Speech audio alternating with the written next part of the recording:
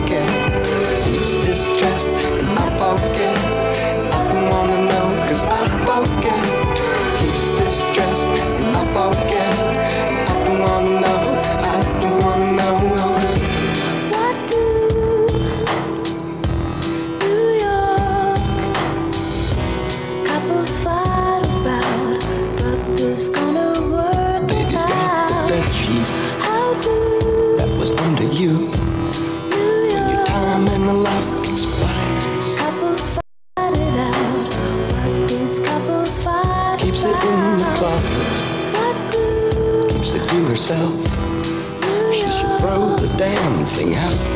couples fight about?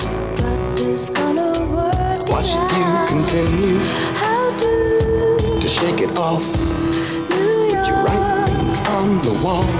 couples fight it out? What these couples fight You can make it about? hard to be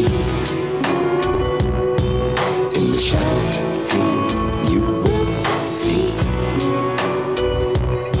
Or is it best to change the world you're keeping down again? Hey, he's distressed and I forget. I don't wanna know, cause I forget. He's distressed and I forget. I don't wanna know, cause I forget. He's distressed and I forget. I don't wanna know, cause I forget. He's distressed and I forget. I don't wanna know, I don't wanna know.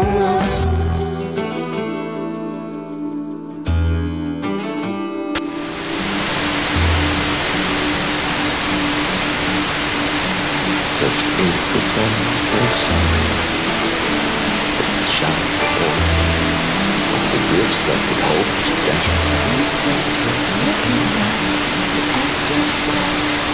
everything was simple. All is well. Love straight on the ground. Every loving don't you hate on me.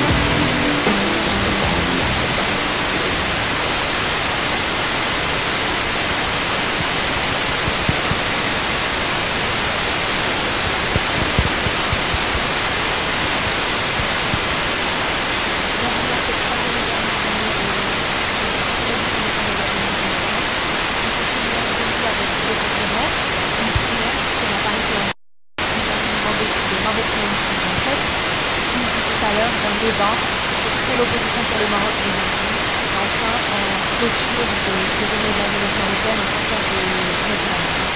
Nous allons commencer par un débat sur la parité homme-femme. On m'a posé la question, les Marocains socialistes nous diront par la suite, parce que cette problématique, nous pensons que les femmes sont peut-être à l'origine du problème au Maroc, nous avons une unité de construction. Aujourd'hui, nous avons l'honneur de recevoir Mme Nadine Mouly, qui est socialiste marocaine, rédactrice en chef d'économie et entreprise, qui écrit énormément sur les femmes, notamment sur la crise du genre. Et M. Saïd Saidi, qui est ancien secrétaire d'État à la famille et à l'enfance, et qui nous parlera également par le passé les réformes au sujet des petites communes. Nous devons également recevoir Mme Zalia Moumou, qui est avocate au barreau de Casablanca et qui est spécialisée dans la question des femmes. Malheureusement, elle fait des commandes à la dernière minute.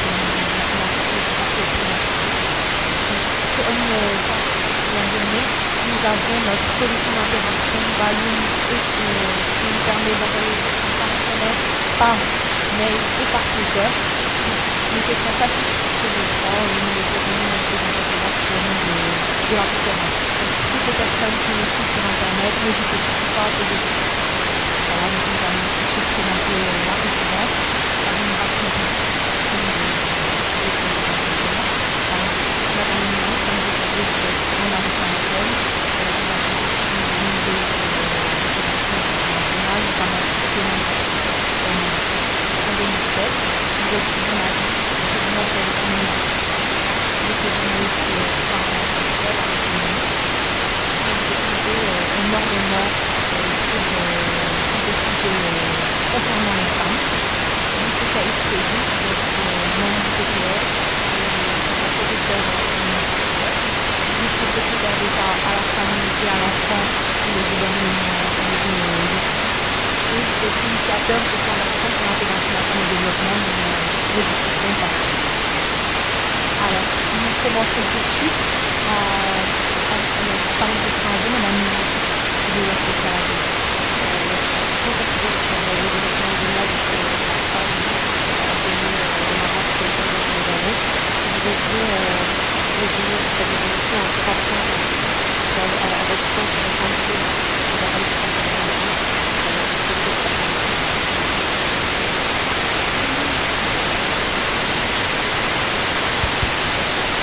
si je remonte à une chambre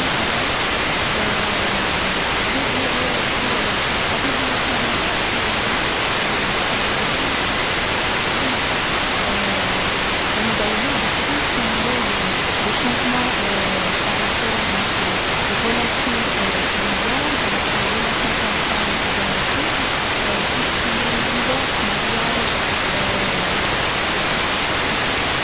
différent de la femme dans le monde familial, tout ce qui a fait aussi le problème de la kafala, qui a été réglé au niveau mondial, même si c'est pas une famille, il n'a pas été appliqué, on ne peut pas s'en exclure en compte. Il y a eu beaucoup de changements pour la femme, mais je crois qu'une des frustrations peut être aussi une frustration de l'État.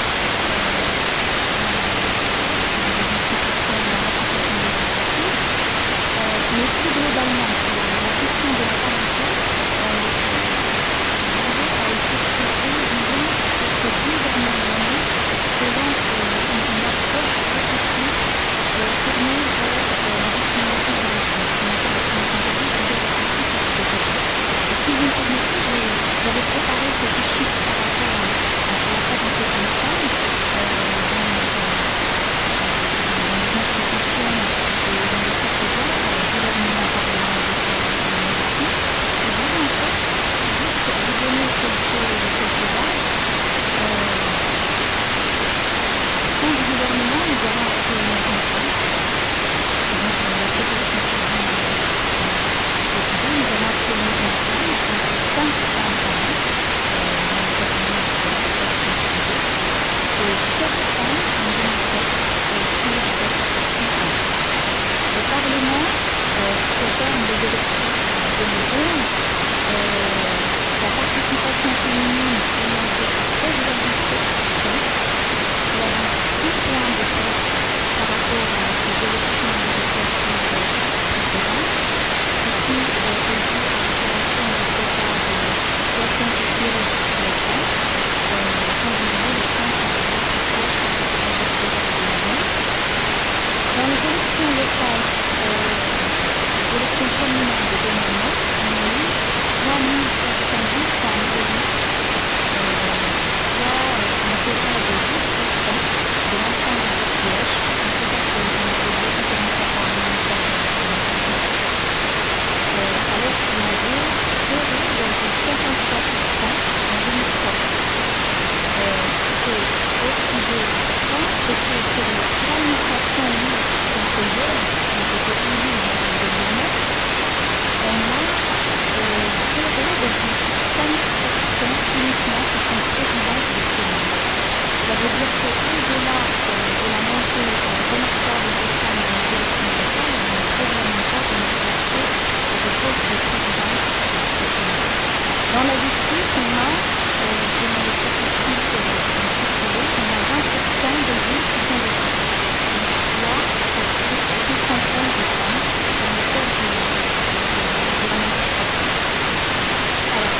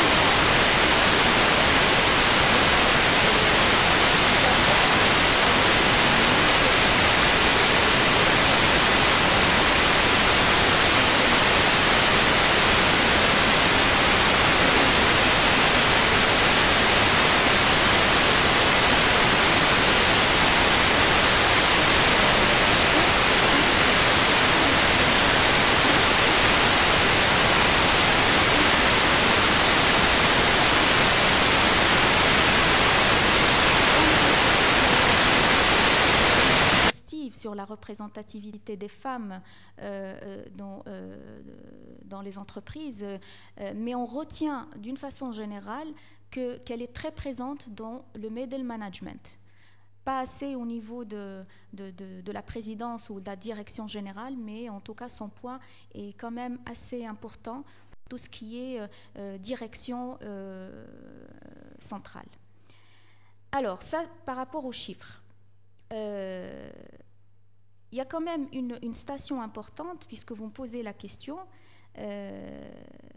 Malgré tout cela, on a des rapports internationaux qui sont défavorables au Maroc. Le dernier rapport du World Economic Forum considère donc dans son rapport 2011 que le Maroc fait partie des 10 plus mauvais pays offrant une inégalité entre les hommes et les femmes. Et son jugement ne se base pas uniquement sur la montée des femmes en 2011 en politique, comme j'ai expliqué tout à l'heure, mais il y a tous les indicateurs socio-économiques qui expliquent cette régression, notamment tout ce qui a accès à l'éducation de base, l'accès à la santé, la pauvreté. On sait très bien que pratiquement les 3/4 du taux d'analphabétisme officiel au Maroc, qui est maintenant, je crois, de 30 ou 35%, sont des femmes. Ceux-ci sans parler des difficultés donc, au niveau de la santé, comme j'ai dit, sans parler du problème de la pauvreté. Situation très contradictoire. Pourquoi? Parce que sur le terrain, malgré tout cela, la dernière enquête du HCP a révélé que 19% des ménages marocains sont dirigés par des femmes. Ce qui nous pousse à dire que la femme marocaine est en train de prendre les commandes de deux façons. Soit c'est à travers la discrimination positive, comme j'ai expliqué, dans les institutions du pouvoir, donc au niveau du gouvernement, du Parlement et de la justice, gouvernement-parlement, soit elle le fait d'une façon beaucoup plus naturelle, à travers la montée de l'urbanisation, des conditions de vie qui poussent maintenant la femme donc à aller prendre les commandes elle-même. Et la question qui se pose, c'est effectivement, est-ce que la parité homme-femme doit être conduite à travers le système des quotas, ou est-ce qu'on doit attendre que le changement se fasse naturellement à travers donc toutes les études qui montrent qu'elle prend de toutes les façons, bon gré, mal gré, qu'elle prend les commandes. Ça, c'est une question à laquelle, effectivement, qui se pose maintenant, qui est au centre des débats et sur laquelle, si vous voulez, on pourrait répondre tout à l'heure, juste pour ne pas monopoliser la parole et la donner le Seydi. Merci. Monsieur Seydi, vous avez été secrétaire d'État à la famille et à l'enfance, et à cette époque-là, on se souvient, il y avait eu une première proposition, la Moudawana n'était pas encore passée, et la réforme n'avait pas encore été faite, et il y avait eu d'énormes difficultés. Est-ce que vous pourriez nous en parler, et au regard des difficultés qui avaient eu lieu à l'époque, nous dire quelle évolution ressentez-vous aujourd'hui? C'est une question qui demande beaucoup de temps pour y répondre, mais je dirais peut-être de manière très brève que la démarche qu'on avait adoptée en 1998 à travers le plan d'intégration de la femme avait surpris plus d'un, parce que c'était une approche frontale qui consistait à montrer que la question de l'égalité entre les sexes n'était pas seulement un problème qu'on pouvait résoudre de manière par les démarches caritatives, humanitaires et sociales. Et qu'au contraire, il fallait considérer ce problème comme un problème stratégique, comme un problème fondamentalement politique, c'est-à-dire un problème qui concerne la répartition du pouvoir au sein du foyer et au sein de la société. Et donc, c'est une approche qui avait surpris et qui avait effectivement entraîné des résistances très fortes parce qu'on avait osé toucher aux privilèges des hommes. Et le problème est qu'on a essayé d'instrumentaliser la religion pour défendre ces privilèges.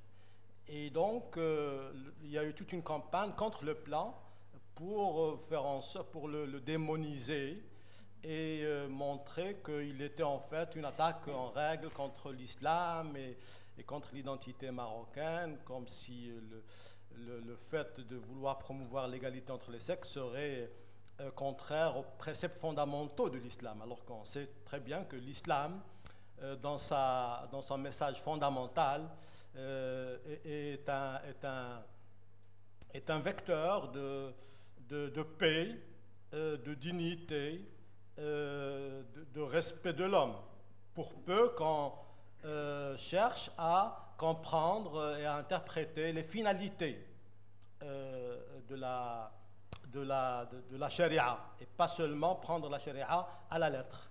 Mais je voudrais aussi dire que le plan d'intégration, ce n'était pas seulement le code de la famille. Le plan d'intégration, c'était une approche multidimensionnelle, avec 4 grands volets.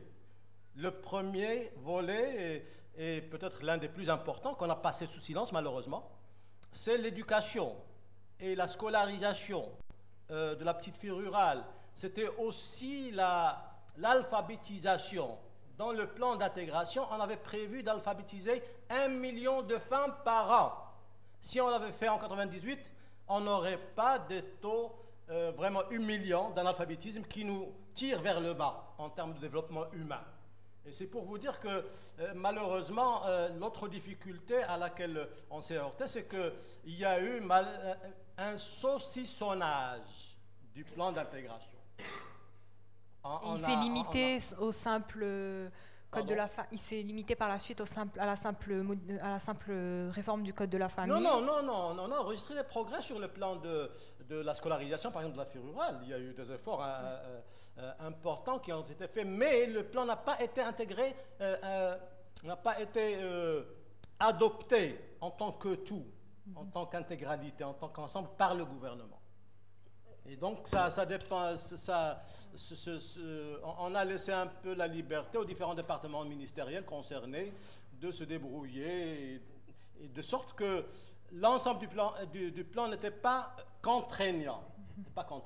Donc cette dimension de contrainte qui manquait, et donc qui faisait que certaines mesures ont été appliquées, d'autres non. Tout ce qui est relatif au statut, au code de statut personnel a été donc confié à une commission, ce qui était d'ailleurs prévu par le plan. Et donc, mais toujours est-il qu'au bout du compte, le contenu du plan en matière d'habilitation juridique de la femme a été repris dans le cadre du nouveau code de la famille, de sorte que nos propositions finalement ont pu voir le jour, et c'est un gain indéniable pour le Maroc. Mais il reste tout le volet socio-économique, et puis il reste un grand problème, celui de l'appropriation des nouveaux droits par les femmes, toutes les femmes. Les femmes analphabètes ne peuvent pas s'approprier les dispositions favorables contenues dans le nouveau code de la famille. Et puis, il y a les mentalités. C'est sûr que... Mais déjà, on verra ça dans une seconde partie. Mais déjà, si on se limite au simple texte, est-ce que vous pensez aujourd'hui que le texte de la Moudawana va assez loin? Je vous pose la question à vous deux. C'est un pas important dans la bonne direction. Est-ce que c'est un pas dans la bonne direction, ou est-il suffisant? Parce que il y a une différence entre c'est un premier pas qui va dans la bonne direction, et le texte ne pose pas de problème en lui-même. Ce qui est difficile, c'est son application. Non, le problème qui se pose, c'est l'application saine du code de la famille. La manière dont les juges, les magistrats interprètent, par exemple, la clause de l'interdiction du mariage de filles mineures. Justement, par rapport à ça, quand on sait qu'en 2006, il y a eu à peu près un peu plus de 30 000 requêtes pour déroger à la règle, enfin à la loi minimum qui impose 18 ans comme âge légal minimum pour le mariage, quand on sait que dans 88% des cas, les juges ont donné des suites favorables. Ce qui explique que, par exemple, en 2009, il y a eu près de 42 000 requêtes d'ordre similaire. Donc c'est... Oui, absolument. C'est un problème qui est dû donc à la formation des juges, à leur manière d'interpréter de manière restrictive et peut-être passéiste certaines clauses du nouveau code de la famille, au sens où ils sont encore habités par l'ancien code de statut personnel. Et puis il y a le problème de la corruption. Comment on fait parce qu'il faut une autorisation, il faut impliquer les parents. Et là, c'est le Mqaddam qui intervient, c'est souvent en milieu rural, on profite de l'analphabétisme des gens et de la possibilité de corrompre pour faire marier des filles de 15, 16 ans. Hein. Oui. J'ajouterais aussi, parce qu'en fait c'est un problème un peu compliqué, cette histoire de mariage des mineurs. Effectivement, la Moudawana a enregistré un pas considérable en la matière. On continue encore à avoir ce genre de dérogation, aussi parce que derrière, il y a une réalité sociale qui fait que, surtout dans les régions rurales, la fille peut être prête au mariage, d'après la conception de ses parents et en tout cas de son entourage, à partir d'un certain âge, généralement 14 ans, 16 ans. Le problème qui se pose, c'est que quand ils présentent une demande de mariage, ils font valoir le côté culturel plutôt que le côté droit. Moi, je parle des juges. Effectivement, on a observé qu'il y a un problème de formation et qui empêche les juges donc d'aller vers cet esprit moderniste, cet esprit de progression et d'application même des lois, parce que sous 18 ans, on a affaire à un enfant. Que ce soit une fille ou un garçon, ils ne sont pas encore majeurs, donc ils n'ont pas encore toutes les facultés pour pouvoir gérer une famille. Mais au-delà, il y a aussi un facteur culturel qui doit être analysé, ou en tout cas pris dans sa dimension réelle. C'est que ces gens qui veulent marier leur fille à 16 ans vont pouvoir aussi le faire sans aller voir le juge. Ils peuvent le faire à travers la Fatiha. Vous voyez ? Donc du coup, vous pouvez avoir un problème qui va naître si jamais le juge refuse la requête de mariage, un problème qui se pose déjà parce que l'État n'arrive pas à légaliser tous les mariages contractés par la Fatiha.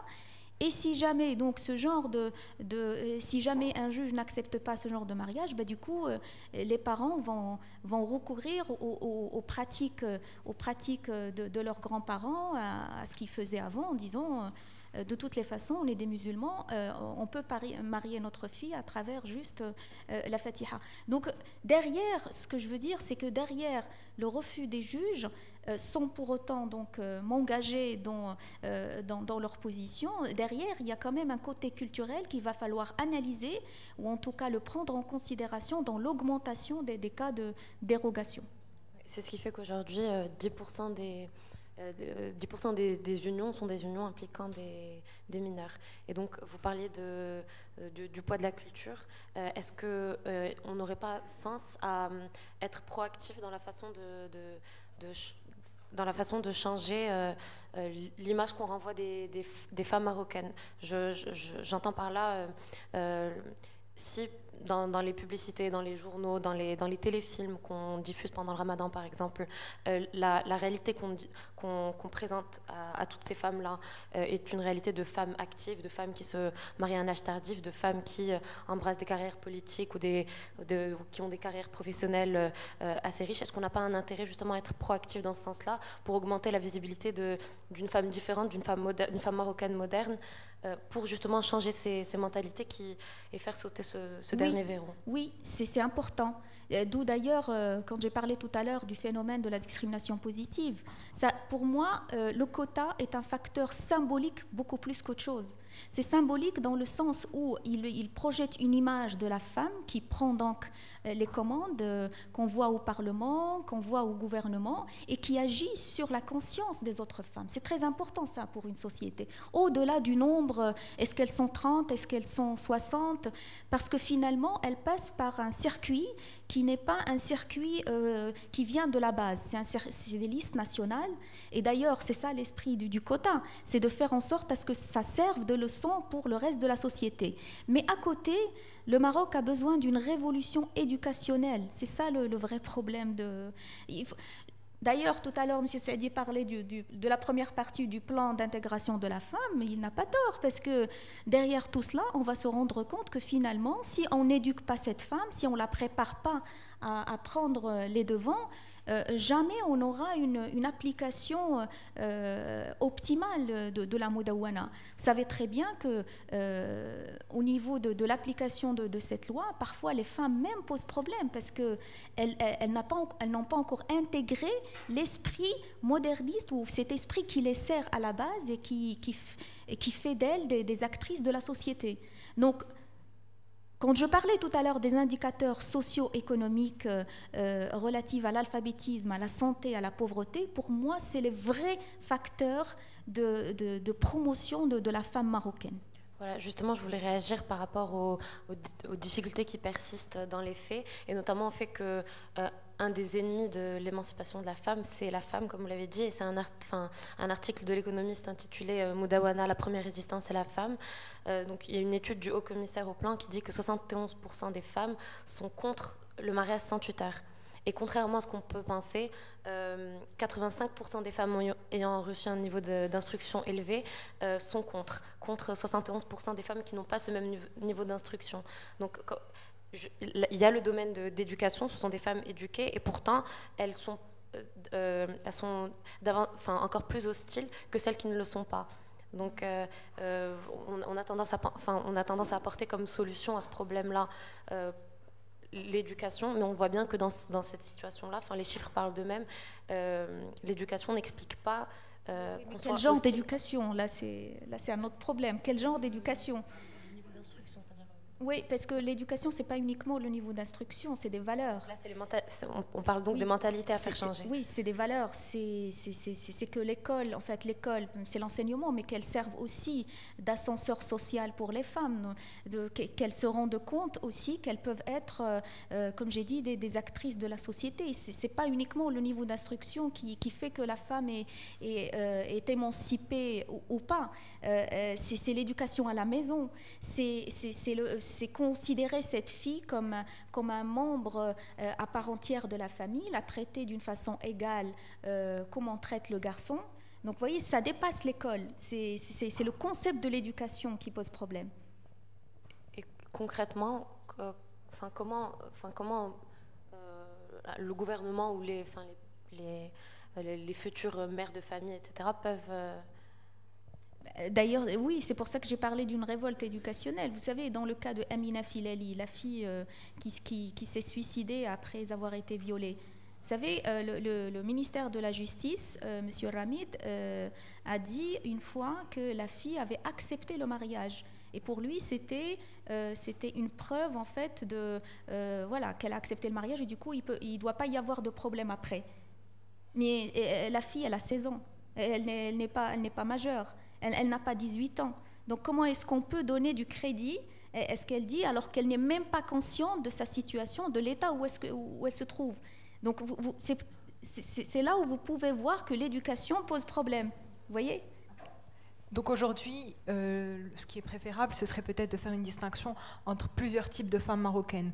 On peut aujourd'hui donc distinguer les femmes qui vivent dans les milieux ruraux, qui ont généralement peu été à l'école, qui souffrent énormément de problèmes d'alphabétisation, et de l'autre, les femmes citadines. Et là aussi, on peut distinguer plusieurs groupes. Il y a d'un côté les femmes ayant suivi des études supérieures et qui, elles, parviennent à accéder à des postes de responsabilité, et d'autres, les femmes marocaines citadines, mais appartenant à la classe moyenne inférieure ou celles rencontrant encore des difficultés en milieu urbain, et qui, elles aussi, continuent à souffrir. Donc, est-ce que vous croyez que cette question de mentalité touche avant tout le rural et les personnes les plus pauvres dans le milieu urbain, ou est-ce que c'est quelque chose de plus général et touchant toutes les femmes marocaines? Ouais, je ne peux pas catégoriser. Vous le trouvez, enfin, d'une façon générale, on ne peut pas dire que les femmes pauvres sont enfin, elles ont un aspect réfractaire à ce genre de réforme, comme on ne peut pas dire que les femmes qui appartiennent à un milieu aisé, c'est beaucoup plus facile pour elles d'accepter cette émancipation. On ne peut pas catégoriser de cette façon. Je crois que derrière, c'est beaucoup plus un problème d'acceptation du statut, du nouveau statut de la femme, et de tout le background culturel qu'elle a accumulé pendant son enfance, sa jeunesse, son éducation, et même à l'école où elle a été pour apprendre. Et cette émancipation, comme j'ai dit, si elle n'est pas inculquée à la maison et à travers des symboles qu'elle regarde à la télé, elle voit des femmes donc voilà, qui sont actives, elle voit que la voisine, elle est devenue directrice générale ailleurs. D'abord, il faut agir par des symboles, mais aussi à travers la base. Mais on a aussi l'impression aujourd'hui, ces dernières années, le constat n'est pas si alarmiste que ça. On voit de plus en plus de femmes émergeant, aussi bien dans le monde politique que dans l'administration marocaine. Là, la semaine prochaine, une femme sera certainement à la tête de la CGEM. On a eu de nombreuses femmes au gouvernement et occupant des ministères de poids, le ministère de l'Industrie pour ne citer que celui-ci. Donc, on peut dire que la visibilité commence à être concrète. Vous êtes d'accord, monsieur C? Je voudrais revenir à la question que vous venez de poser, oui. Concernant la manière de vivre les discriminations selon les classes sociales. Et je crois que c'est une dimension fondamentale, parce que les femmes ne sont pas logées à la même enseigne. Et par exemple, en termes de droits économiques et sociaux, il est certain que les femmes vivant dans des quartiers populaires, dans les quartiers périurbains, en milieu rural, souffrent beaucoup sur le plan de l'habilitation économique et sociale. Il y a un problème fondamental et une dimension importante de la crise actuelle que nous vivons et qu'on passe sous silence. Il y a une crise dans l'industrie du textile et de l'habillement, dans les industries, peut-être à un degré moindre, l'industrie électronique, et beaucoup de pertes d'emploi. Et qui sont les victimes? Vous allez trouver beaucoup de femmes, mais on n'en parle pas. Mais c'est des femmes analphabètes, parfois des femmes qualifiées dans l'électronique, et ça peut être des jeunes femmes ayant un baccalauréat, un bac plus 2, mais qui souffrent. Et ces problèmes-là ne concernent pas, bien sûr, l'élite. L'élite a des problèmes fondamentaux d'un autre type, j'allais dire, des problèmes d'habilitation politique, juridique, de dépassement du plafond de verre pour accéder aux postes de décision. Et on a besoin des deux, parce qu'effectivement, il faut faire en sorte de calibrer notre approche. Il faut que notre approche soit différenciée selon les types de problèmes. Et parce qu'on a besoin effectivement d'une présence significative des femmes au poste de décision. Sans cela, on n'ira pas très loin. Et les Nations Unies parlent de la masse critique. Il ne suffit pas d'avoir une femme à la tête de la CGEM. Il faut avoir beaucoup de femmes dans les conseils d'administration, beaucoup de femmes dans le top management. C'est comme ça qu'on peut avancer. Il faut avoir au moins un tiers de femmes au Parlement, dans les institutions locales, pour que la question de l'égalité entre les sexes puisse être effectivement intégrée dans les législations, dans les politiques publiques, dans les programmes. Parce que sinon, le quantitatif est important pour aboutir au qualitatif. Et donc, c'est vrai que, pour revenir à la question de la parité et du quota, Le Maroc a fait des progrès importants à ce niveau-là, mais je vous ferai remarquer que c'est vrai qu'on a maintenant 12% de femmes élues locales, mais je ne connais pas beaucoup de communes qui ont une politique communale pour l'égalité entre les sexes. Alors que la charte amendée, la charte locale, électorale, la loi sur les communes amendée en 2008, prévoyait l'adoption par toutes les communes d'un plan de développement local élaboré d'une manière participative et intégrant l'approche de genre, c'est-à-dire l'analyse différenciée entre les sexes, et donc la nécessité d'avoir une planification qui prendrait en compte les besoins spécifiques et des hommes et des femmes sur une base égalitaire. C'est pour dire que le chantier est énorme. Malheureusement, ce que l'on constate aujourd'hui, c'est que ce sont les risques de régression qui risquent de l'emporter. Vu la nature du gouvernement que nous avons actuellement, le problème de casting ministériel pour la prise en charge de cette question au niveau du gouvernement, j'en dirais pas plus, et puis il reste la bataille de la loi organique. Parce qu'il faut une loi organique pour avoir la parité. Et elle est prévue mais n'a pas encore été mise en place. Bien sûr, c'est un chantier. Il faut aussi que les partis politiques puissent faire leur révolution culturelle et permettre, encourager, faire de la place aux femmes militantes pour accéder aux postes de décision. Et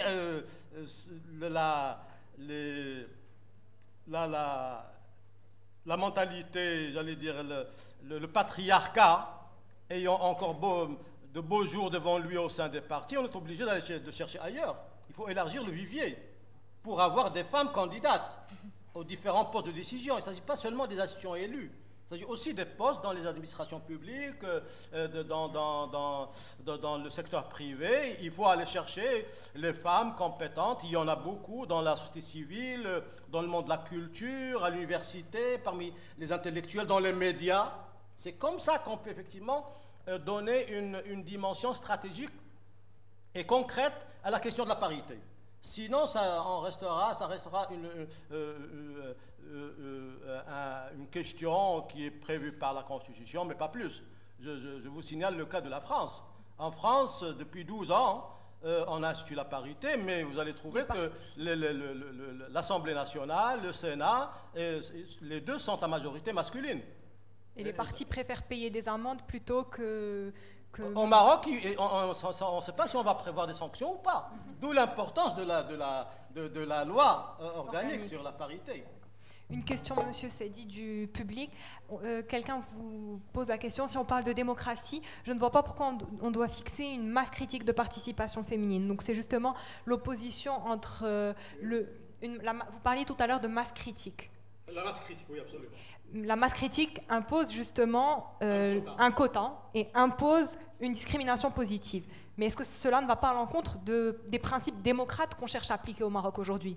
Est-ce qu'on trouve démocratique que la moitié de la population ne soit pas représentée dans les institutions démocratiques? Moi, je trouve que ce n'est pas démocratique du tout. Et donc, il faut absolument trouver des mécanismes. Sinon, il faut attendre 150 ans pour avoir des femmes au sein des institutions élues. Et puis, je dois vous dire que l'expérience internationale a montré l'efficacité de cette mesure. Le quota est promu, encouragé, recommandé par les Nations Unies.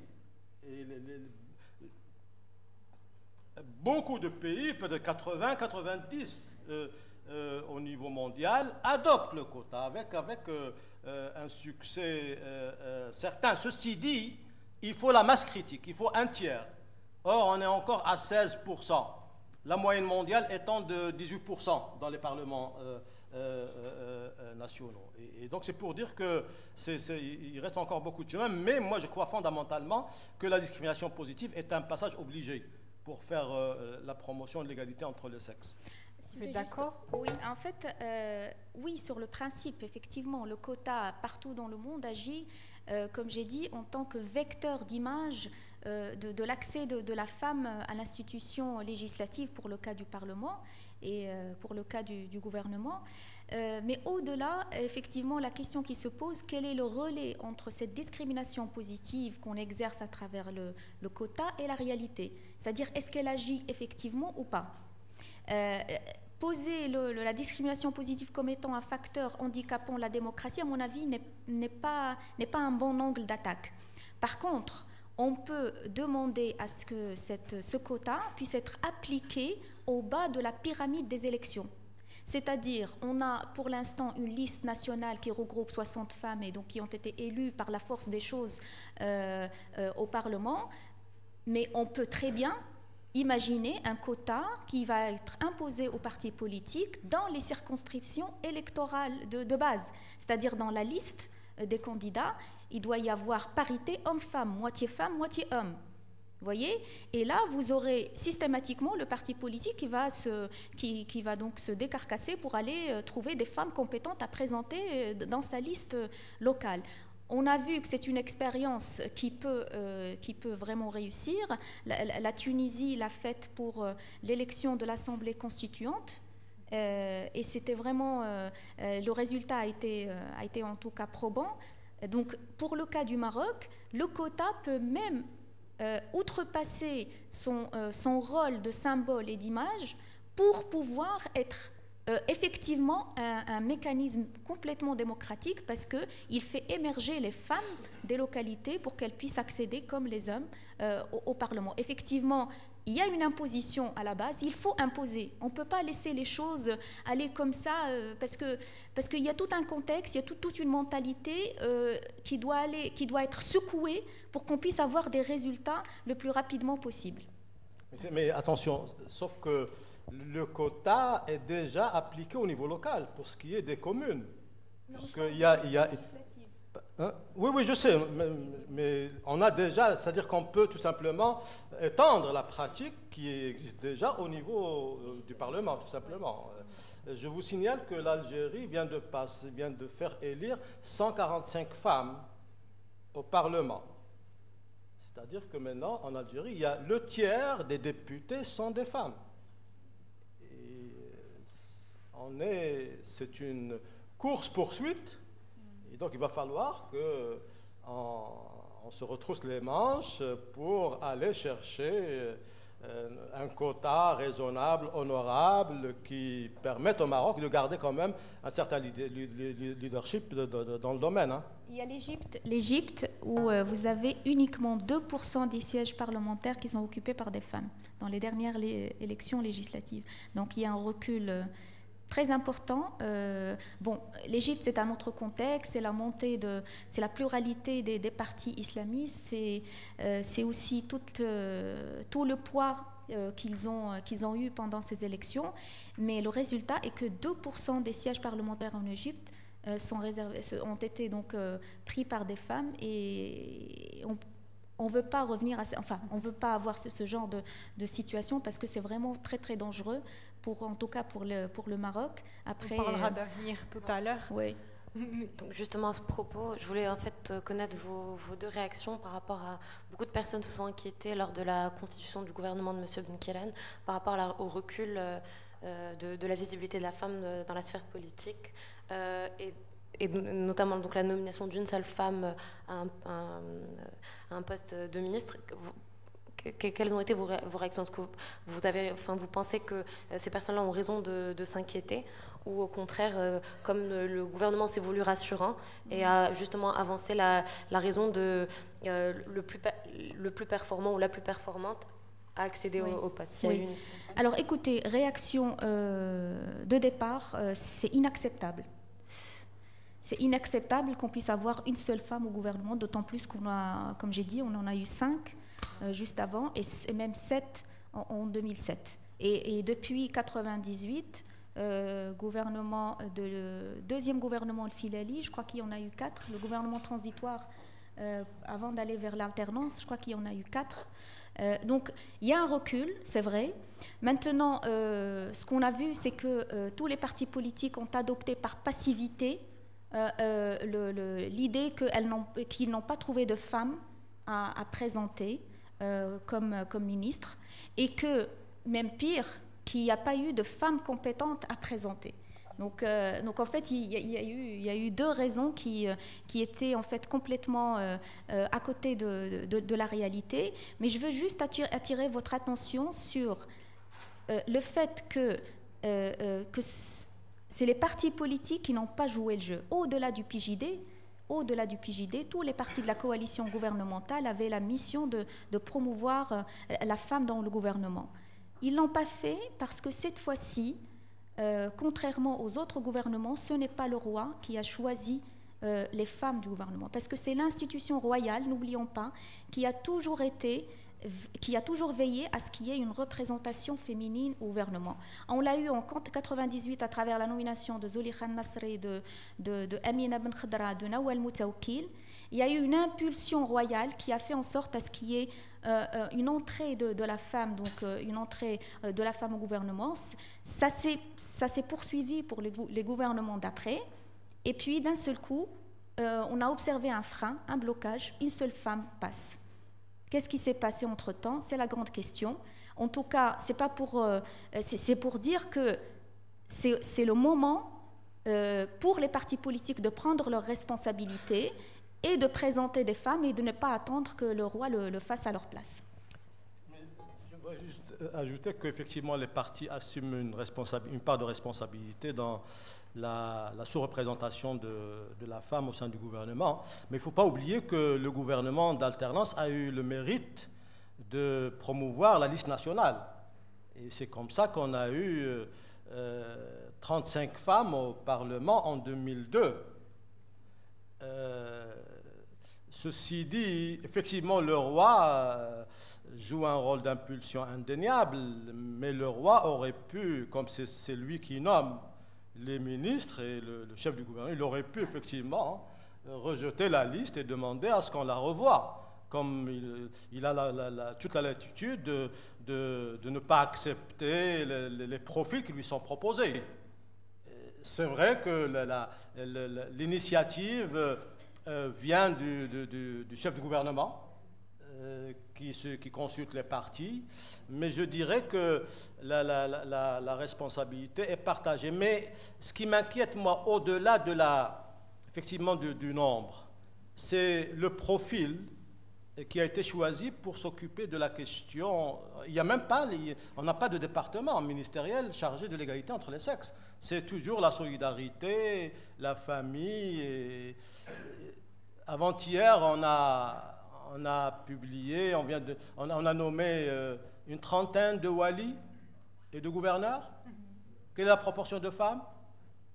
5? Moi, je n'ai pas vu 5 femmes.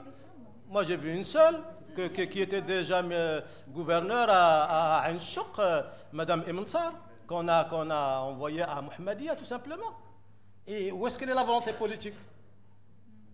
C'est une question de volonté politique. Et les femmes existent, les femmes compétentes, il y en a. Elles ont fait leurs preuves dans différents domaines. Et là, donc, il y a un risque de régression réelle. Votre question est bien posée. Et donc, il faut être vigilant, il faut se mobiliser, parce que c'est une question dont dépend l'avenir du Maroc. Monsieur Saïdi, une question du public. Comment évaluez-vous les 100 premiers jours de Madame Bassima Hakaoui? No comment. Je voudrais juste ajouter la chose suivante. C'est pour vous montrer les paradoxes du gouvernement, du nouveau gouvernement. Si vous lisez la déclaration gouvernementale, elle fait une centaine de pages. Il y a un chapitre très important consacré à la question de l'identité. Pour la première fois, dans une déclaration gouvernementale, on consacre une vingtaine de pages à la question de l'identité, comme si le problème du Maroc était un problème d'identité. Et dans la manière de promouvoir l'identité, on met l'accent sur une seule composante, notamment la composante religieuse. Alors qu'en fait, l'identité est plurielle. Elle peut être linguistique, elle peut être féminine, etc. Deuxième chose, vous allez trouver que pour la question de la femme, on a consacré 1 page et demie, avec des propositions qui n'ont ni queue ni tête, sans cohérence stratégique, sans vision. Et le gouvernement actuel a reconduit tous les plans sectoriels, plan émergence, plan Maroc vert, plan Azur, sauf l'agenda pour l'égalité entre les sexes, qui avait été initié par la ministre Nzaha Skhali. Et donc c'est pour dire qu'il y a un réel problème. Et en même temps, lors de la discussion du budget au Parlement, le ministère des Finances qui présente un rapport sur le genre, alors qu'on ne trouve pas le terme genre dans la déclaration gouvernementale. Pas une seule fois. Or, le terme genre, gender, c'est-à-dire le sexe social, le fait de considérer que le fait d'être femme est un construit social, c'est le résultat de culture, d'accumulation culturelle, socio-historique, et donc que les rôles des hommes et des femmes peuvent changer en fonction de l'évolution de la société. Ce principe fondamental avait été, j'allais dire, l'épine dorsale de toute notre politique en matière d'égalité entre les sexes depuis le plan d'intégration. Et là, on l'abandonne. Et c'est vraiment moi je ne sais pas si ce gouvernement est conscient des dommages qu'il va entraîner pour l'image du Maroc au niveau international et aussi pour la situation de la femme et partant pour l'avenir de la société. Oui. Alors moi je dirais par rapport à Bassim Harkaoui, les 100 jours de Bassim Harkaoui, c'est un peu compliqué. Hein. Parce que de toutes les façons, même quand j'avais lu le programme électoral du parti avant même qu'il n'accède au pouvoir, j'avais noté qu'ils avaient une très grosse partie qui est orientée vers la famille et non pas sur la femme. Il faut prendre vraiment les mots et les analyser dans leur contexte. Pour le PJD, c'est la famille qui prime et la femme n'est qu'un maillon de la famille. Vous voyez ? C'est une vision qui est beaucoup plus guidée par le principe de takaful osari, principe religieux. Donc la femme, c'est le garant de la famille, il y a le père, il y a les enfants, et donc il faut faire en sorte à ce que cette femme puisse jouir de sa maternité, puisse avoir des droits, puisse, par exemple, si elle est divorcée, avoir une pension alimentaire. Je ne dis pas que c'est mauvais. C'est bien ce genre de principe. Mais la vision idéologique du PJD est contraire, est à l'encontre de la vision universelle du militantisme féministe qui a eu lieu au Maroc jusqu'à maintenant. Pourquoi c'est à l'encontre? Parce que le PJD puise ses principes de la religion, avec un peu de conception aussi culturelle propre au Maroc. Alors que le militantisme féministe a des références beaucoup plus axées sur des principes universels de droits de l'homme. Et ces principes universels de droits de l'homme, ils sont puisés des systèmes occidentaux laïques, où la femme doit jouir de son être, où la femme doit jouir de sa carrière, où la femme doit pouvoir être libre de faire de son corps ce qu'elle veut, de sa carrière, de son avenir, alors que la vision du PJD, c'est beaucoup plus une vision qui est, comme j'ai dit, beaucoup plus familiale, c'est le bien-être familial, d'où le clash entre les deux. Il ne faut pas oublier une chose aussi, c'est que les avancées qu'on a eues au niveau du statut de la femme jusqu'à maintenant, qui ont été guidées par le mouvement féministe, depuis la fin des années 90, ont été des avancées beaucoup plus marquantes au niveau religieux. Par exemple, quand on a eu la restriction de la polygamie dans la Moudawana, et ce genre d'avancées n'ont été autorisées que par le roi en tant qu'autorité religieuse. C'est le roi, en fait, qui a fait en sorte à ce que le domaine de la polygamie pourrait être restreint.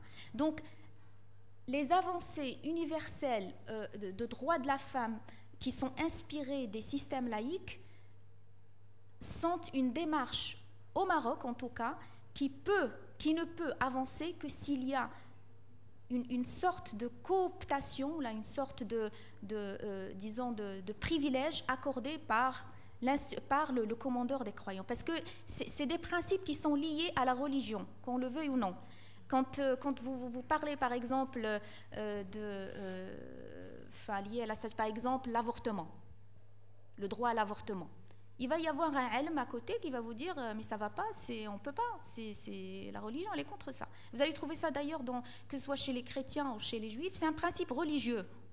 Mais si par exemple l'autorité suprême religieuse vient par exemple et décrète que cet avortement peut être minimisé ou réduit, ou en tout cas comme on a fait pour la polygamie restreint, à travers une loi, là on peut appliquer.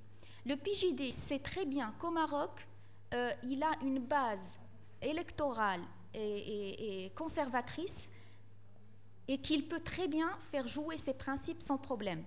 Parce que ce qu'il prône comme principe lié à la famille, ça va avec la mentalité locale, ça va avec l'esprit de beaucoup de Marocains, de la majorité des Marocains. Alors que le mouvement militantiste, le mouvement des militantes féministes, en tout cas le mouvement universel, a besoin d'un appui royal pour pouvoir véhiculer l'émancipation féminine telle qu'elle est reconnue à l'échelle internationale. C'est ça le problème de base.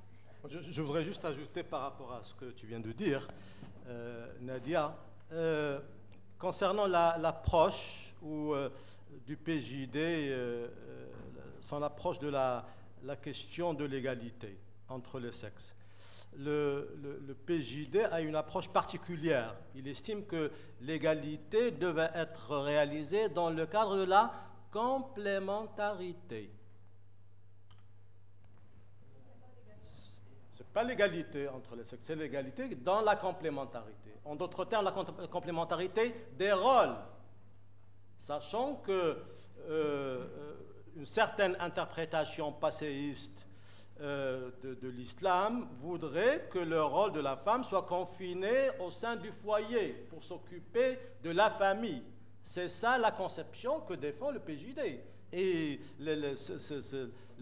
Madame Al-Haqawi le dit et l'affirme. Pour elle, il ne s'agit pas d'aller vers l'égalité dans son acception universelle. Deuxième chose, moi je ne crois pas qu'on puisse faire l'économie du débat sur l'islam et l'égalité entre les sexes. Si on a pu faire une avancée importante en matière de code de la famille, c'est quand même grâce à une lecture ouverte des préceptes fondamentaux de l'islam. Si on a restreint la polygamie au point de la rendre quasi impossible, c'est en interprétant le verset relatif à cette question-là. Et donc, l'ijtihad, c'est quelque chose de fondamental. Moi, j'ai l'habitude de dire l'islam est beaucoup trop important pour qu'on le laisse aux partisans de l'islam politique. Et pour cela, nous avons besoin de faire la réforme de l'islam, comme les chrétiens ont fait la réforme de leur religion.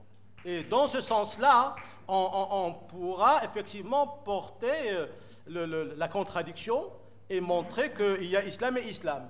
Et l'islam n'est pas contre les droits de la femme. Si on privilégie une lecture, je disais tout à l'heure, une lecture qui privilégie les finalités de la législation islamique, c'est-à-dire le message fondamental de l'islam. C'est une dimension fondamentale de notre culture. Mais c'est une dimension qu'on doit lire, relire en fonction des défis des temps contemporains. Lire les préceptes fondamentaux avec l'œil du XXIe siècle. Et ça, des penseurs réformateurs comme Mohamed Talbi en Tunisie, Tahar Achour au début du XXe siècle en Tunisie, Al-Fassi, Jamal Benna en Égypte, ce sont Abdelhadi Boutaleb, ce sont autant de penseurs réformateurs qui, de l'intérieur de l'islam, ont pu effectivement défendre le principe de l'égalité entre les sexes. Donc, regardez la Turquie. La Turquie est un pays laïque. La Turquie est un pays laïque. où il y a le PJD, le PKD, le parti islamiste, mais dans le cadre de la laïcité. En France, il y a l'islam laïque. Donc le fait d'opposer laïcité et islam est une approche erronée de la lecture des préceptes fondamentaux de la religion. Et j'insiste beaucoup sur le message fondamental. Ce n'est pas les règles. Les règles qui sont contraignantes ne représentent que 5%. Et encore, on peut aller au-delà de ces règles-là. Omar ibn Khattab l'avait fait quand il avait affaire à la règle à la disposition consistant à couper la main du voleur. Il avait argué de l'existence de la sécheresse et donc il avait compris la nécessité pour ce voleur de voler pour continuer à subsister. Il n'avait pas coupé sa main. Et donc cette démarche-là, pour moi, elle n'est pas à négliger du tout si on veut aller de l'avant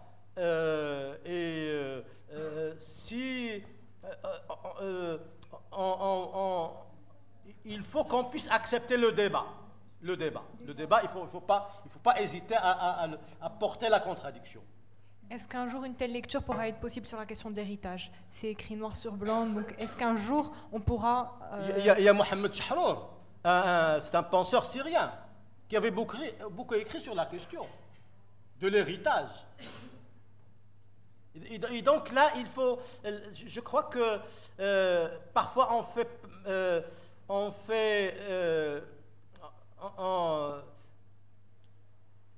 nous adoptons une approche de paresse intellectuelle, alors qu'on a besoin de réactiver les méninges et d'aller poser les questions fondamentales en n'ayant pas peur d'attaquer des domaines qui peuvent paraître être l'apanage des ulama entre guillemets, sachant qu'il y a différentes catégories de ulama et on peut avoir des penseurs réformateurs qui peuvent être nos alliés dans cette question stratégique pour l'avenir du Maroc. Moi, j'ajouterais juste qu'on agit ainsi par peur et non pas par paresse intellectuelle. Parce que la religion, ça fait peur au Maroc. La religion, d'abord, c'est représenté au plus haut niveau de l'État. Comment est-ce qu'un alim peut, par exemple, décréter que l'héritage est sujet à reconsidération? Mais le roi est intervenu en sa qualité d'amir al-Mouminin. Oui, attention, en tant que commandeur des croyants. Donc, en fonction de sa qualité religieuse. C'est comme ça qu'il a pu imposer. Oui, mais en même temps, il y a des signaux de régression. Par exemple, c'est vrai que l'exemple est un peu farfelu.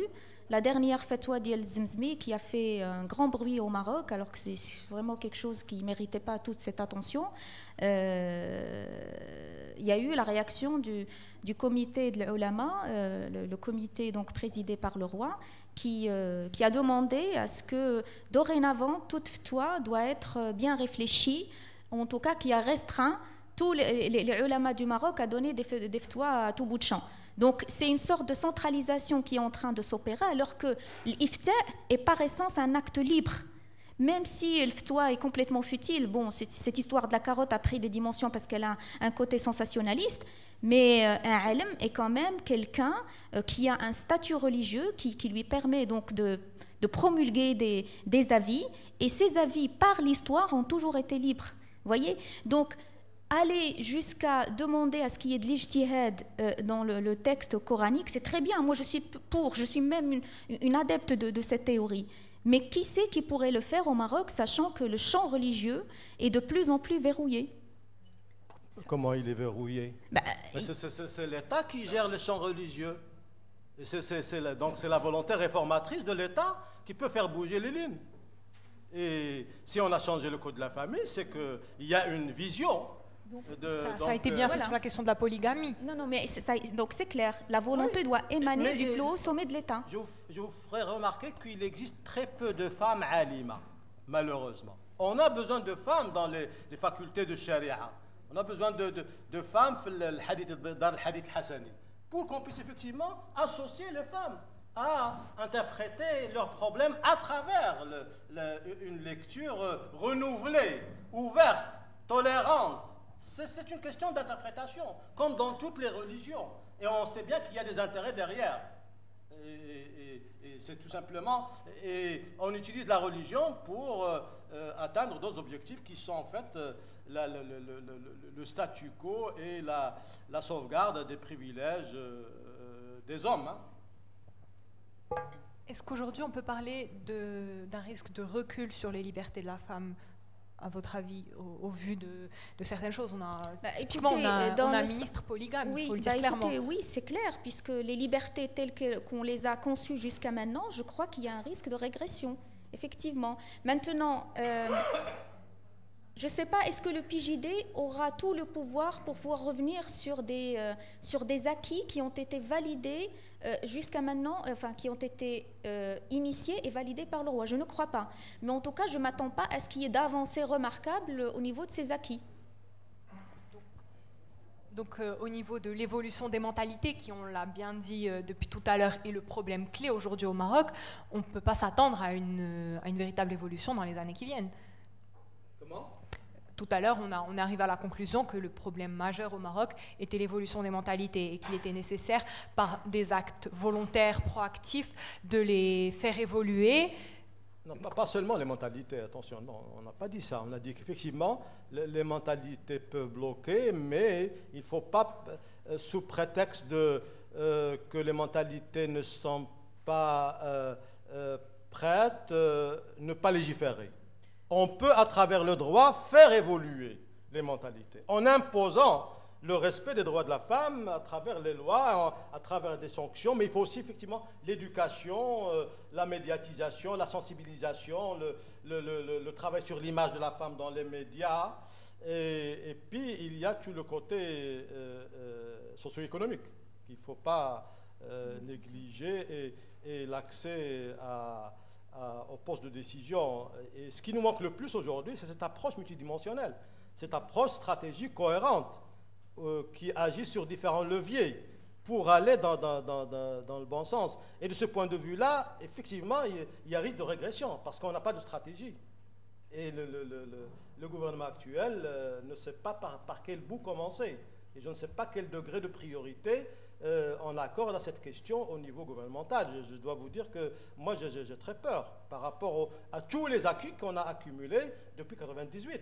Donc c'est la dynamique qui risque d'être bloquée ou arrêtée, stoppée, mais non pas la remise en cause, du moins à moyen terme, parce que rien n'est irréversible, et avec le projet fondamentaliste, il faut s'attendre à tout.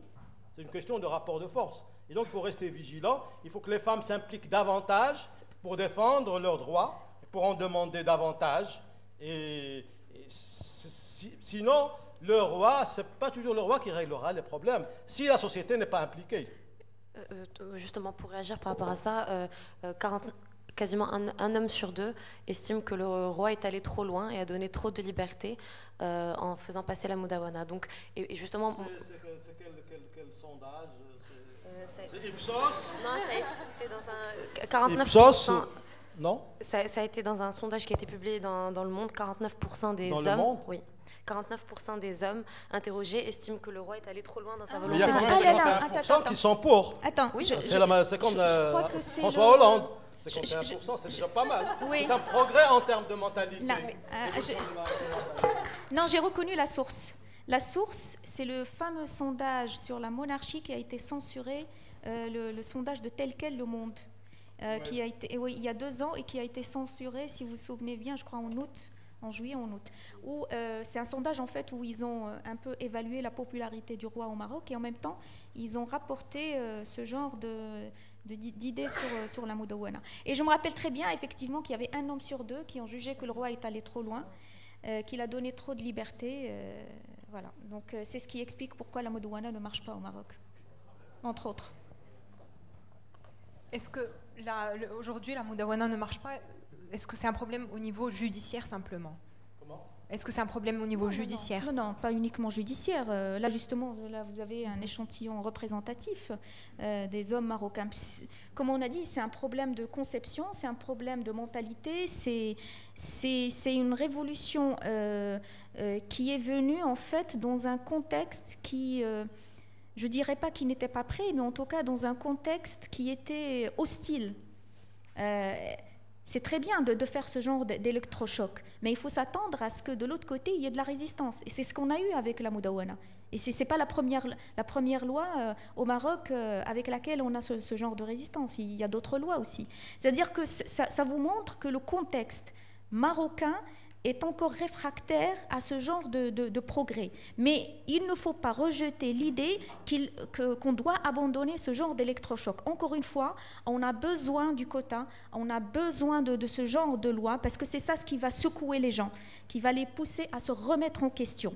Mais au-delà de ce genre de symbole, il faut qu'il y ait des relais, il faut qu'il y ait une application au moins, disons, objective et dans l'esprit progressiste de la loi.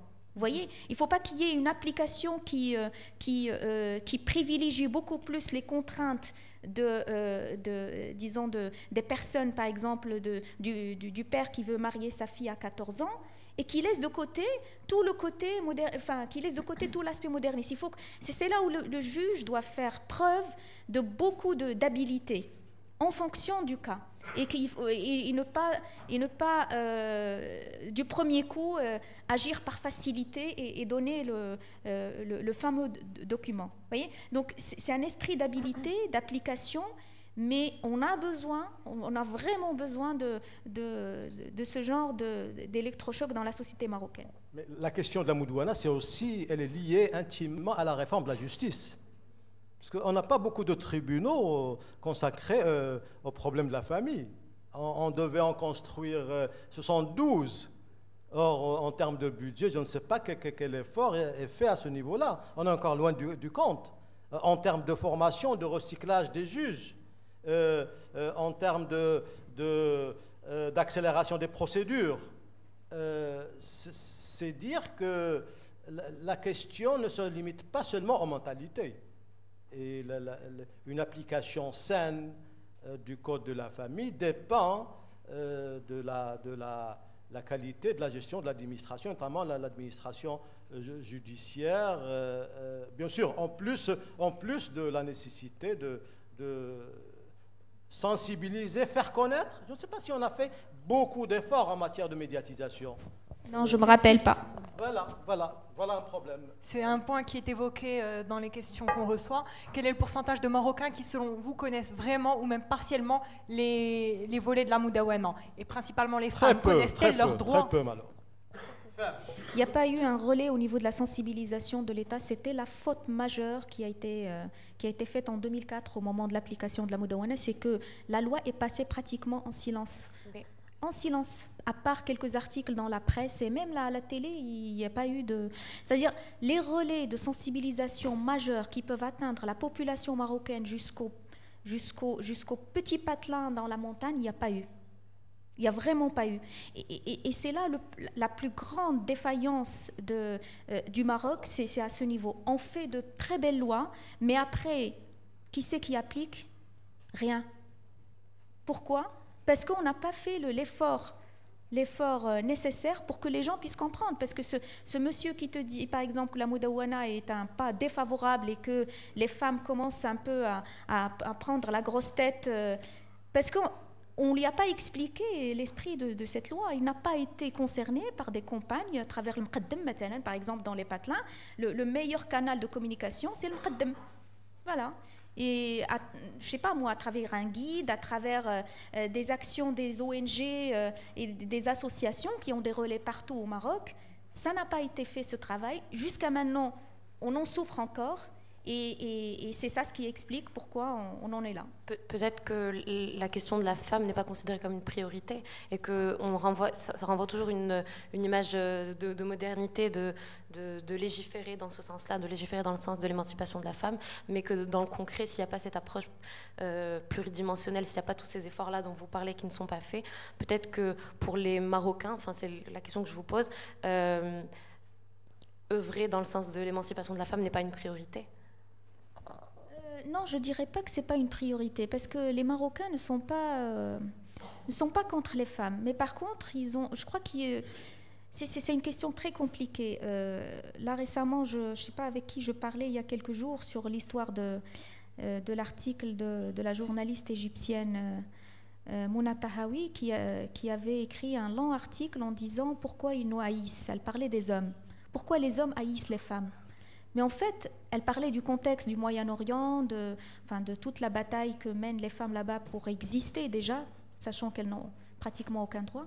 Mais est-ce que cette situation peut conduire à la conclusion que les hommes haïssent les femmes? Non, ils ne les haïssent pas. Les hommes ont peur des femmes. Parce qu'ils savent que quand les femmes vont avoir des postes de commande, il va y avoir une remise en question de leur pouvoir patriarcal. C'est là le problème.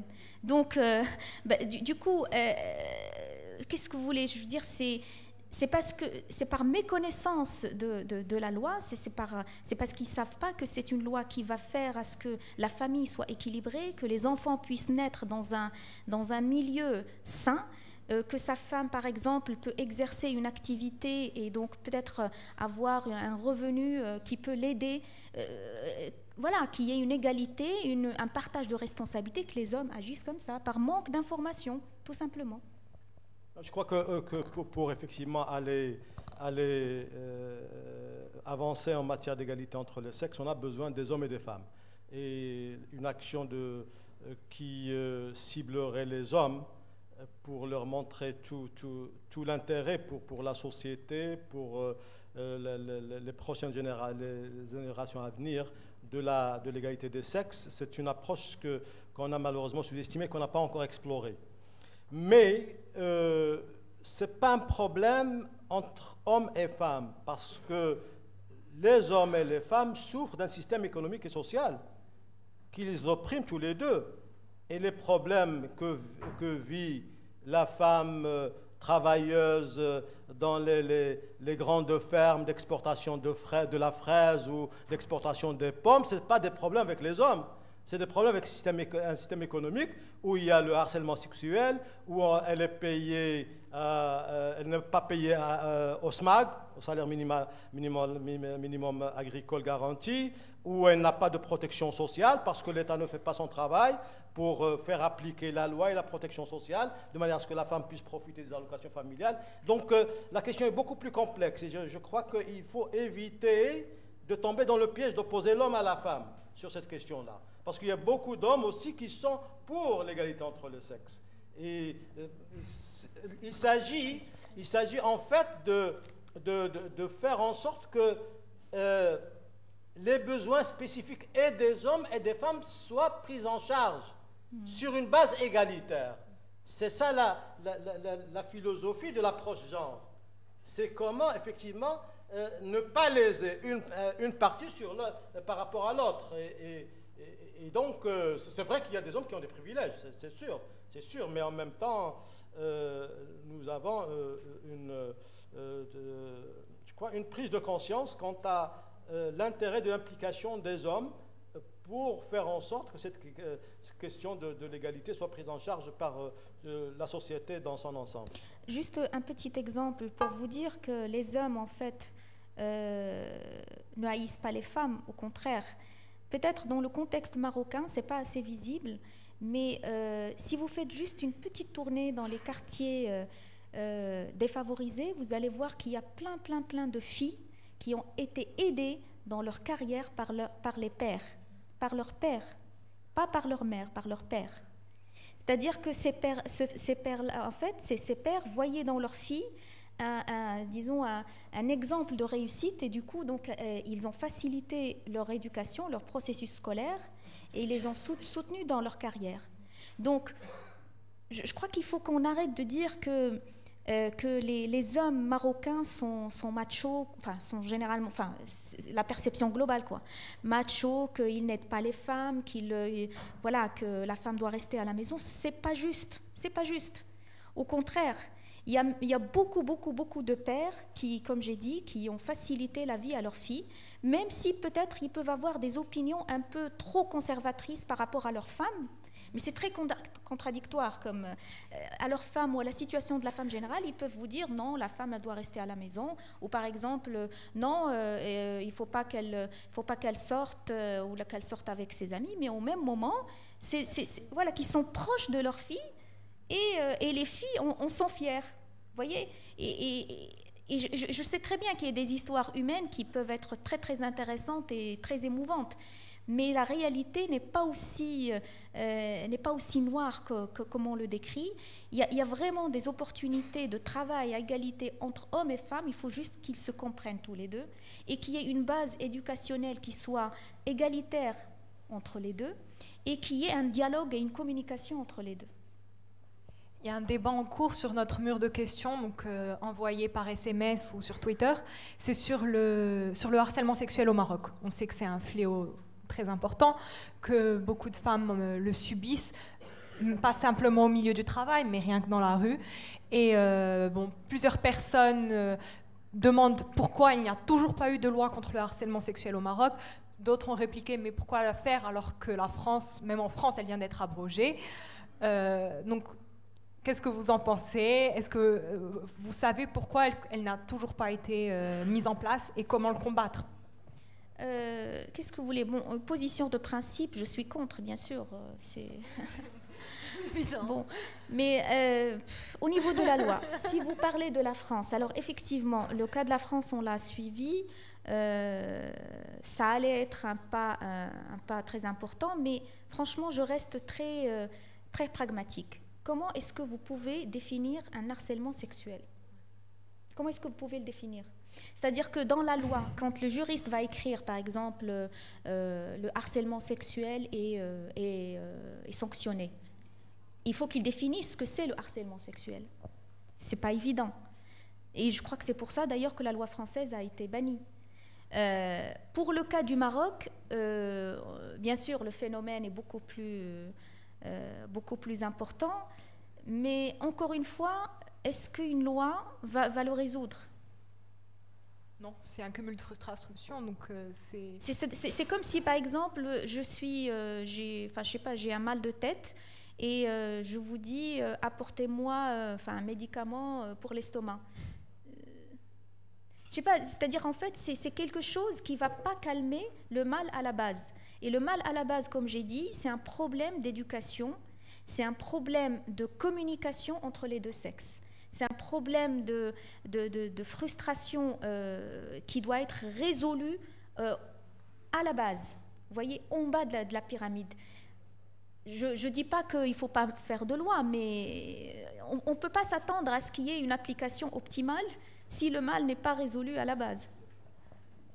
Je voudrais juste ajouter que le traitement du harcèlement sexuel doit faire partie d'une approche beaucoup plus globale qui attaquerait la question de la violence à l'égard des femmes, qui est un fléau au sein de la société dont on parle très peu.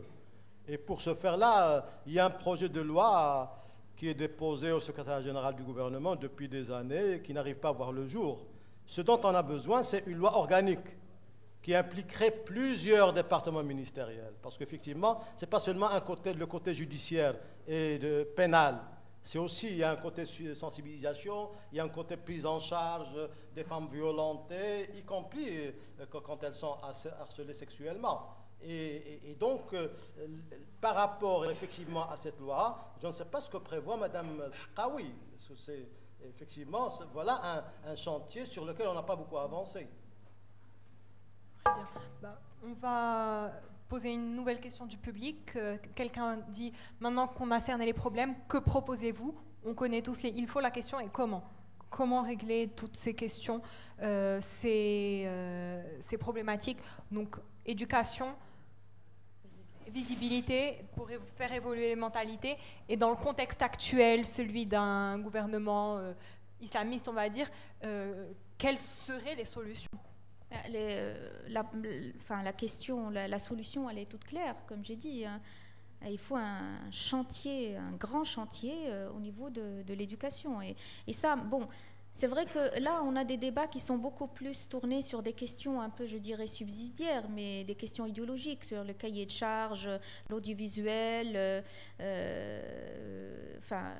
Tout ça, ça peut être important pour un secteur, mais ça ne règle pas le problème majeur qui est celui de l'éducation. Et ça, c'est un chantier qui dépasse les gouvernements. Ça c'est un chantier qui est réglé sur des générations. Et jusqu'à maintenant, on ne l'a pas encore entamé, ou en tout cas, on n'est pas encore arrivé à une phase où on peut s'attendre aux premiers résultats. D'ailleurs, tous les ministres qui se sont succédés sur le portefeuille de l'éducation pratiquement ont été démotivés au bout des premiers mois, parce qu'ils ont vu qu'ils avaient un mammouth en face d'eux. C'est quelque chose qui les dépassait. Et d'ailleurs, ce ministère-là a toujours été surnommé le ministère à problème, parce qu'on a fait des chartes d'éducation, on a fait des réformes, on a fait pas mal de choses, mais sur la réalité, on n'arrive pas à percevoir quel est le changement, c'est quoi, sur les générations. On n'arrive pas à voir quels sont... Donc la solution, elle est là, mais il n'y a pas de solution magique. C'est des chantiers, c'est des projets, je dirais même un projet de vie. Mais il faut qu'on l'accélère, ce projet de vie, parce que depuis l'indépendance, on parle de la réforme d'éducation et rien n'est ressenti. C'est quand même un élément de frustration. Et on en arrive au fait que cette éducation est le problème qu'on a tout le temps derrière tous les autres problèmes qu'on rencontre au Maroc. Que ce soit le problème d'Amin Al-Filali, que ce soit la femme, que ce soit l'économie, que ce soit la politique, il y a toujours le problème d'éducation derrière. Donc on le sait, on le localise, on a fait des études. Mais qu'est-ce qu'on a fait sur le terrain? Rien. Moi j'ajouterais que ce dont on a besoin, c'est d'abord une forte volonté politique et un leadership qui soit conscient de l'importance stratégique de l'égalité entre les sexes pour l'avenir et le développement du Maroc. Deux, on a besoin d'une stratégie multidimensionnelle pour promouvoir l'égalité entre les sexes et faire en sorte que cette question soit intégrée dans toutes les législations, toutes les politiques publiques, tous les programmes qui sont initiés par les pouvoirs publics. En d'autres termes, il faut qu'on puisse avoir effectivement une approche intégrée de la question de l'égalité des sexes par rapport aux politiques publiques, ce qui n'existe pas actuellement. Troisièmement, il faut beaucoup de ressources financières et humaines. Quatrièmement, il faut du monitoring, beaucoup de suivi, d'évaluation, et considérer que cette question-là, ce n'est pas seulement la question des pouvoirs publics, c'est aussi une question qui relève de l'ensemble des acteurs socio-économiques et de la société civile, d'où la nécessité d'une approche partenariale, concertée, pour avoir ces stratégies. On ne peut pas établir la stratégie de manière technocratique. Ce n'est pas l'affaire d'un ministère ou de plusieurs ministères. Ça doit être une affaire qui concerne les forces vives de la société, ou du moins celles qui sont conscientes de l'importance de cette question pour le progrès et la démocratie au Maroc. Si les personnes du public veulent interagir avec nos deux intervenants ou veulent poser des questions, un micro circule. Donc levez la main et...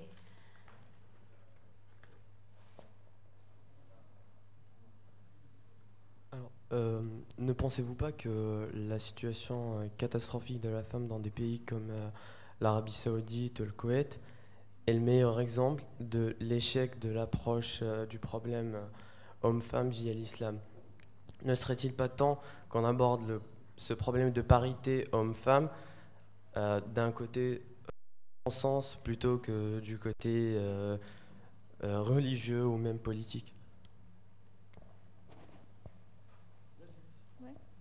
je crois qu'on a abordé la réponse dans les interventions tout à l'heure. L'Arabie Saoudite, d'ailleurs, c'est un des pays où la situation de la femme est la plus répressive, effectivement.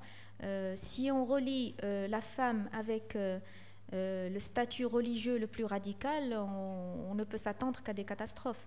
Maintenant, tout à l'heure, il a parlé de la nécessité de réformer les interprétations religieuses. Il n'a pas tort. Je crois qu'il est temps à ce que le Maroc puisse peut-être servir de modèle, hein, et là, il va vraiment gagner des points positifs au niveau international. Il est temps que le Maroc encourage, au plus haut sommet de l'État, encourage la réforme du texte coranique. Il est temps qu'on le fasse maintenant, que des penseurs, des réformistes du texte coranique puissent faire des travaux, puissent plancher sur des études, afin de nous dire jusqu'à quelle limite, par exemple, peut-on aller avec l'héritage. Qu'est-ce qu'on peut, par exemple, la question de l'avortement, ou est-ce qu'on peut aller sur toutes les autres questions qui engagent les femmes. Il y a eu beaucoup de penseurs qui ont défilé ici au Maroc les 6 dernières années, qui ont fait des interventions sur la réforme du texte coranique. Je me rappelle très bien des interventions de Rachid Benzine, par exemple, à l'HEM. Et je vous assure que le public était dans tous ses états. Hein. Quand on s'attaque au texte religieux, ce n'est pas une question de s'attaquer, je n'ai pas utilisé le bon mot. Quand on ose dire, par exemple, qu'il y a certaines expressions dans le Coran qui sont en fait beaucoup plus des métaphores que des réalités, vous avez en face un public qui risque de vous descendre. Parce que c'est la première fois que ce genre de discours se fait.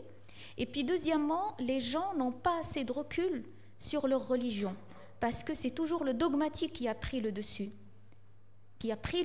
sur les valeurs. Parce qu'une religion, c'est d'abord des valeurs, et ensuite le dogme. Quand le dogme prend le dessus, vous avez affaire à de la fermeté, à de la résistance, à du conservatisme, parfois bête et futile. Donc, ce genre d'interventions qui ont eu lieu au Maroc, je m'attendais à ce qu'il y ait une suite, à ce qu'il y ait un relais au niveau des ulama, à ce qu'ils soient porteurs de ce genre de message afin de véhiculer un nouveau discours sur la religion et afin d'interroger, je dis même pas le Coran, mais les interprétations qui ont fait sur le Coran les derniers siècles. Parce que c'est ça le problème. Le problème n'est pas dans le Coran lui-même, c'est les interprétations qui ont été faites sur le texte religieux qui nous posent problème. Donc il faut revoir ces interprétations parce qu'on vit au XXIe siècle, qu'on a un nouveau contexte. Et que pour cela, on a besoin d'une volonté politique exprimée au plus haut niveau de l'État.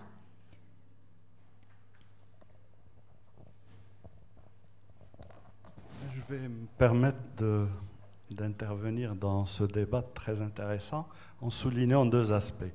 Parce que je suis les attentes, les questionnements, et les gens ont besoin, les jeunes ont besoin de réponses claires et peut-être débouchant sur des solutions concrètes. On a parlé de l'éducation comme un volet où la transformation peut se faire. C'est encore plus complexe. Parce que le système éducatif marocain est dominé par les islamistes. Une bonne partie des enseignants du primaire et du secondaire sont des gens qui sont prisonniers d'une lecture religieuse. Et si vous tablez sur l'éducation pour régler le problème, vous allez encore attendre plusieurs années. Donc je reviens à ce que disait Saadi. Le problème aujourd'hui, le problème de la parité, de la transformation de la société, réside dans le rapport de la société à l'islam. Nous avons une seule lecture aujourd'hui de l'islam. C'est la lecture islamiste. Et même l'État, la lecture officielle, c'est une lecture qui essaie de limiter le développement de cette lecture, mais en se situant dans son propre paradigme. Et les forces du progrès, et là Saadi a fait en quelque sorte son autocritique, l'autocritique du parti. Et moi je peux parler aussi de l'UCFP. les forces du progrès au Maroc n'ont pas une lecture politique de l'islam. Et on a prêché en opposant pendant des années laïcité et islam. Et aujourd'hui, ce dont a besoin la société, c'est une lecture progressiste de l'islam, et je suis pleinement d'accord avec ce qu'a dit Saïdi, qui n'existe pas. Et c'est cette lecture, ce sont les forces de progrès qui vont porter cette volonté politique. Au niveau de l'appareil d'État, il n'y a pas de volonté politique de parité. Et je donne l'exemple de la Constitution, de la réforme de la Constitution. Le principe sur la parité, le principe exprimé d'une manière générale sur la parité, est une synthèse, une mauvaise synthèse pour laisser le problème posé et pour ne pas régler le problème. C'est-à-dire, au niveau de l'appareil d'État, on pense que ce n'est pas encore une priorité. Et la loi organique que vous avez demandée, dans tous les articles qui renvoient à des priorités, le texte de la Constitution a prévu une loi organique.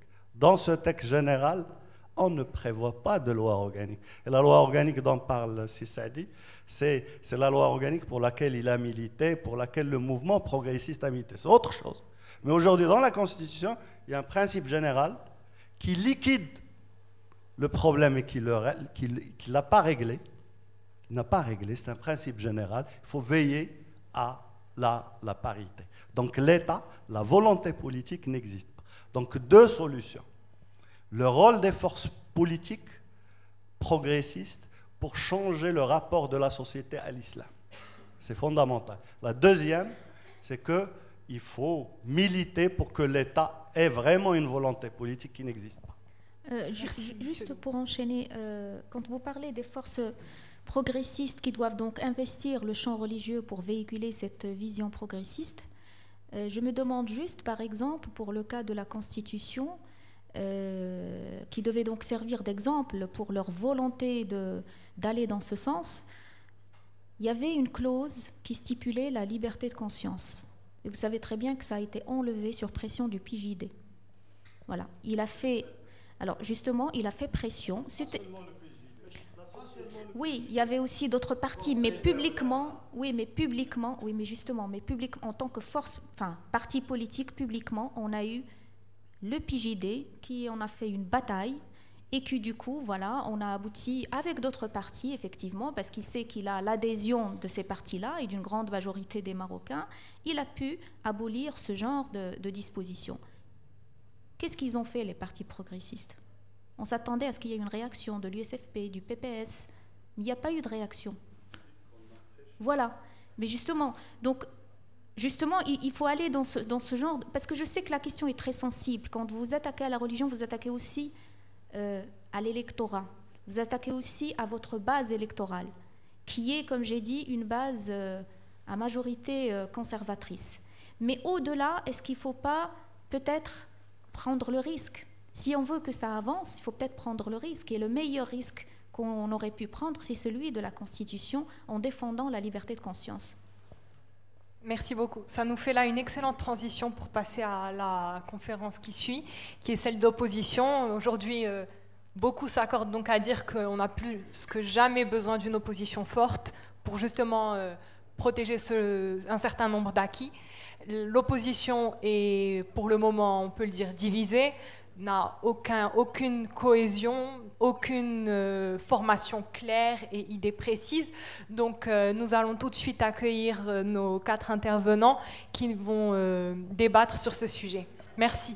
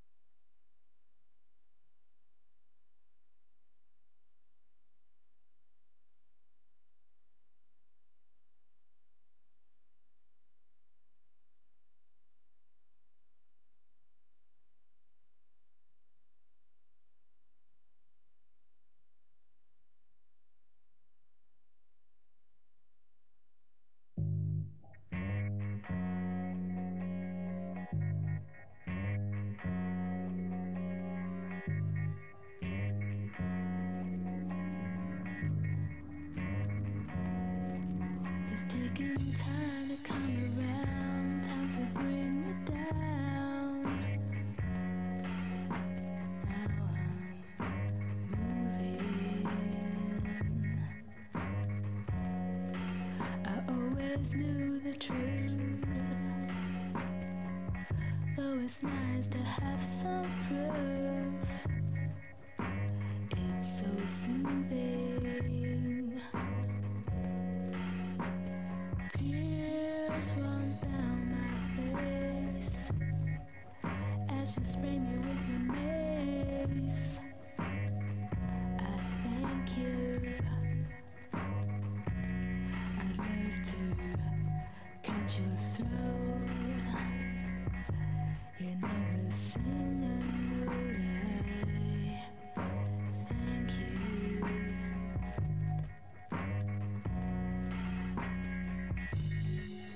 I'm almost done. This ain't no fun. It's trying.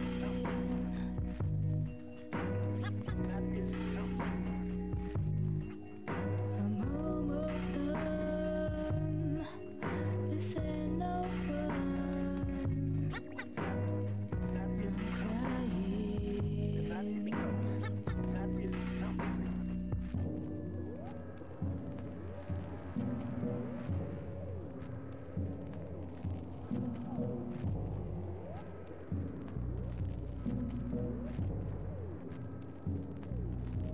I've been crushed without a doubt, just to prove you had some clout. I've no good. I've been stuck inside your web, with my heart just being fed. I've no guilt.